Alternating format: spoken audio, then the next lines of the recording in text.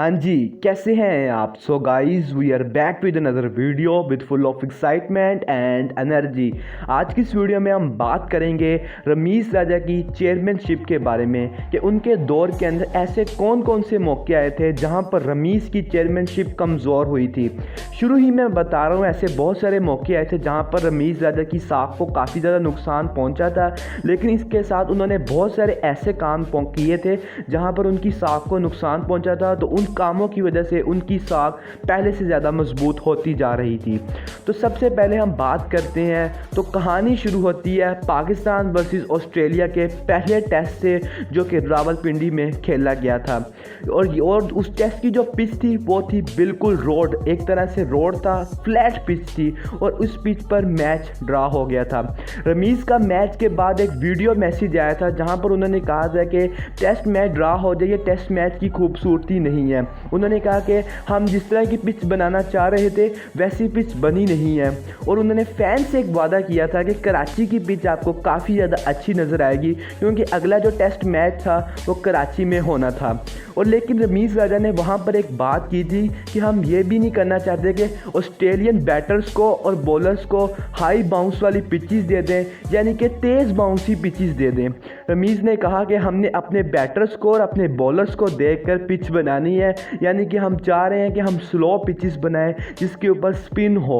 और रमीज़ राजा अपनी टीम को डिफेंड कर रहे थे, यानी कि वो ऑस्ट्रेलिया को कोई भी फेवर नहीं देना चाह रहे थे, लेकिन वो चीज़ उससे उलट हो गई और कराची की पिच भी एक फ्लैट पिच बन गई। लेकिन वो पिच रावलपिंडी की पिच से काफ़ी ज़्यादा बेहतर थी, लेकिन वो भी एक तरह से फ्लैट पिच थी। और अभी इन दोनों पिचेस पर पाकिस्तान के एक्स क्रिकेटर से लेकर मीडिया जर्नलिस्ट से लेकर पाकिस्तान के हर आदमी ने रमीज़ राजा पर बहुत ज़्यादा तनकीद की थी, क्योंकि पिचेस बनाने का जो सबसे ज़्यादा सजेशन शामिल होती है वो हेड कोच की होती है, कैप्टन की होती है और बोर्ड की होती है। और रमीज़ राजा की साख को वहाँ पर काफ़ी ज़्यादा नुकसान पहुँचा था। तो कहानी को थोड़ा सा और आगे लेकर चलते हैं।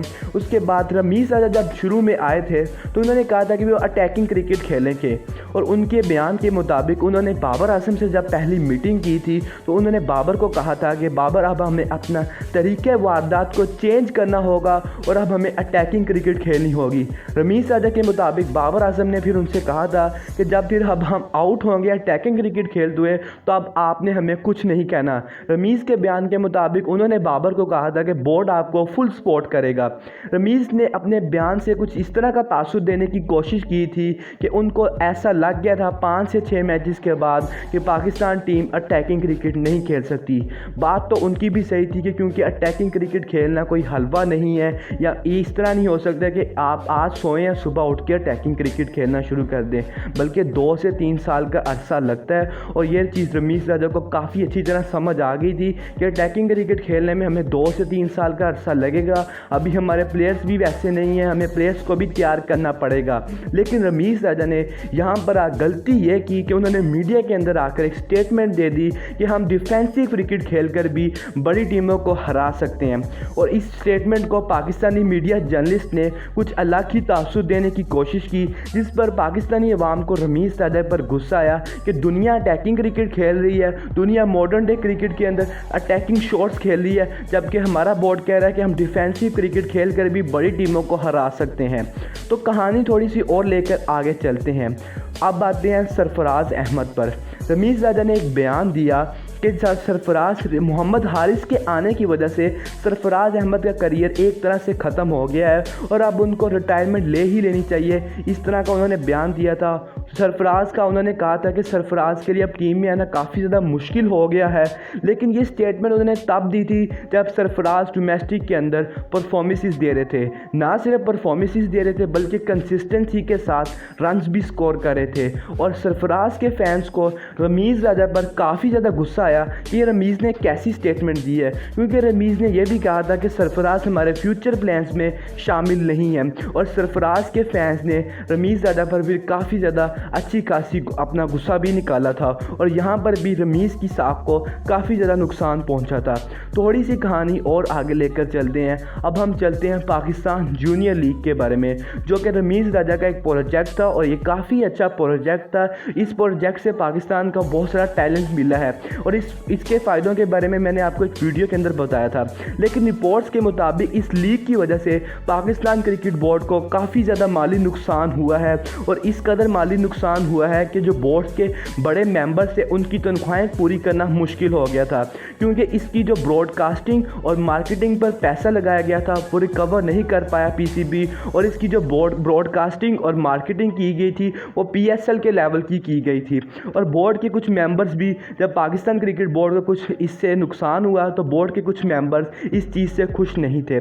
उसके साथ साथ शहबाज शरीफ की हुकूमत आ गई थी उस वक्त तक, काफ़ी अरसे पहले से ही शहबाज शरीफ पहले दिन से ही रमीज़ राजा को चेंज करना चाह रहे थे, लेकिन दूसरी साइड पर इमरान खान उनको टफ टाइम दे रहे थे, और शहबाज शरीफ ये नहीं चाहते थे कि वो अपनी हुकूमत को किसी भी किस्म के रिस्क के अंदर डालें, वो सिर्फ अपने काम पर उस टाइम फोकस करना चाह रहे थे। इसलिए उन्होंने रमीज़ राजा को 6 महीने का वक्त दिया था कि अपने आप को प्रूव करें, अगर आप अपने आप को प्रूव नहीं कर पाएंगे तो हम आपको बाहर निकाल देंगे। सबसे ज़्यादा नुकसान रमीज़ राजा को पहुंचता है अब बाकर। रमीज़ राजा ने पेशावर के अंदर एक स्टेडियम बन रहा है, अरबाब नियाज़ स्टेडियम।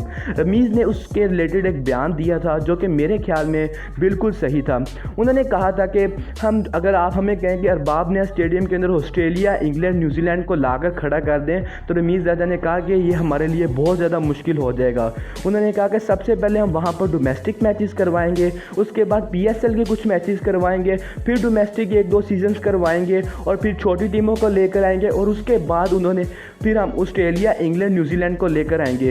उन्होंने कहा कि तब तक हमें सिक्योरिटी क्लियरेंस भी मिल जाएगी और हमें सब हालात का पता भी चल जाएगा। लेकिन रमीज़ ने यहाँ पर गलती ये की कि उनका बयान तो ठीक था, लेकिन उन्होंने पेशावर को रेड फ्लैग करार दे दिया, और उनके इस बयान को कुछ लोगों ने पब्लिसिटी के तौर पर इस्तेमाल करते हुए काफ़ी ज़्यादा कंपेन चला दी, एक तरह से प्रोपेगेंडा शुरू कर दिया। मैं नाम नहीं लूँगा कि किसने ऐसा किया, लेकिन कुछ लोगों ने इस चीज़ को गलत तासुर देने की कोशिश की, और यहाँ पर रमीज़ राजा की साख को काफ़ी ज़्यादा नुकसान पहुंचा, क्योंकि पूरे आधे से ज़्यादा पेशावर के लोग रमीज़ राजा के इस बयान पर काफ़ी ज़्यादा गुस्सा थे। पेशावर के अरबाब नियाज़ स्टेडियम के बाद थोड़ी सी कहानी और आगे लेकर चलते हैं। काफ़ी मामला ठीक हो चुके थे, लेकिन उसके बाद आईपीएस अपना किरदार अदा करता है। आईपीएस मेरे ख्याल से एक ऐसा इदारा है जो कि स्पोर्ट्स के मामलात को देखता है। उन्होंने शहबाज शरीफ को एक समरी भेजी जिसके अंदर उन्होंने कहा कि अब रमीज़ राजा को चेंज करने का वक्त आ गया है, जिस पर शहबाज शरीफ ने साइन कर दिए और नजम सेठी को पाकिस्तान क्रिकेट बोर्ड का चेयरमैन अपॉइंट कर दिया। उसके बाद आप सबको पता ही है कि रमीज़ राजा को कैसे रातों रात हटाया गया था।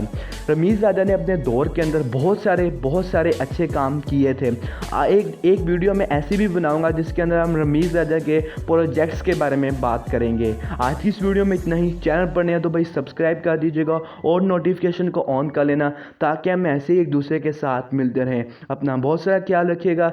सी you in the next video. अल्लाह हाफिज़।